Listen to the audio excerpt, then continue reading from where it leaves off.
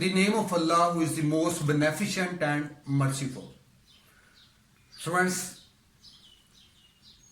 today we will discuss very important article, and it's the momentum, and it's very important article of a class A-level physics. A-level physics. Now let's start first. Where the momentum is here. So that is the name of the article. And I have written 3 definitions of this. Now come to one by one. The first one is, it is the measure of the motion of a body. It means if you want to measure the motion, you have to do just one thing. You just measure momentum. And now its very important definition is next one, and it's a physical definition. It's a physical quantity that decides how easy or difficult to stop a moving body. So in that particular definition, 2 things are very important. One is decides, and the other one is easy or difficult. I will explain this definition by giving just 2 examples for us. Let's suppose the ball is coming towards you and you are asked to stop it. You can do it easily because it has smaller mass. And if you are asked to stop a truck, you can't do that because it has larger mass. So it shows that it is a mass that decides how easy or difficult to stop a moving body. Now come to another example. The ball is coming towards you and you are asked to stop it. You can do it easily because it has smaller velocity. But if you are asked to stop a bullet, you can't do that because it has larger velocity. So from this example, we conclude that it is the velocity that decides how easy or difficult to stop a moving body. So students, from these 2 examples, we get a conclusion that it is the mass and velocity. So these 2 quantities decide how easy or difficult to stop a moving body. So from this definition, we get the 3rd definition, and it is mathematical definition. It is the product of mass and velocity.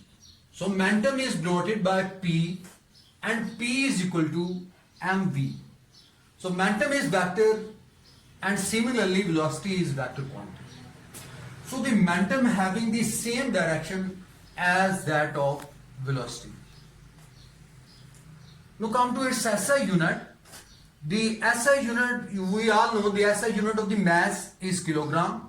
The SI unit of the velocity is meter per second. So its unit is kilogram meter per second. So that is the SI unit of momentum. We have an alternative unit of the momentum. Now come to this one, kilogram meter per second. Just multiply or divide by S. We get kilogram meter per second square into S. And we know this relation, F is equal to ma. The unit of the force is Newton. The unit of the mass, kilogram. The unit of the acceleration is meter per second square. So you can say kilogram meter per second square is replaced by Newton. So N into S, it is an alternative unit of momentum. So that's about the definitions, and now come to next ones.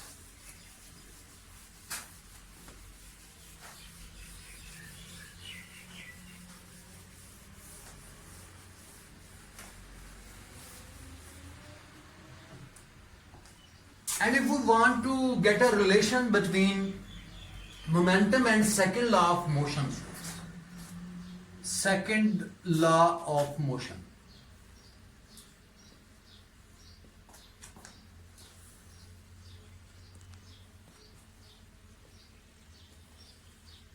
What is second law of motion?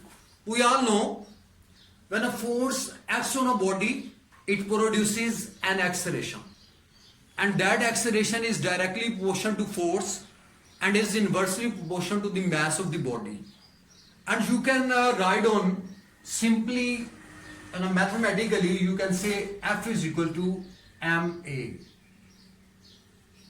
F is the vector quantity and similarly mass is scalar, and then we have the acceleration, it is vector quantity. So F is equal to ma, that is in accordance with the second law of motion. F is equal to ma.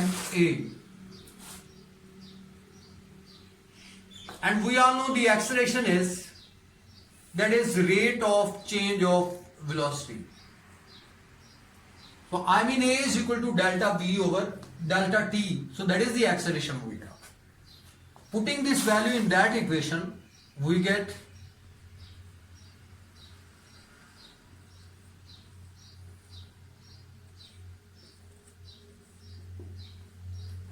and in that equation mass is constant. We all know the mass of the body is everywhere constant. It's a constant quantity. And delta means change. And we all know the change cannot be applied on a constant value. And so that it can be written as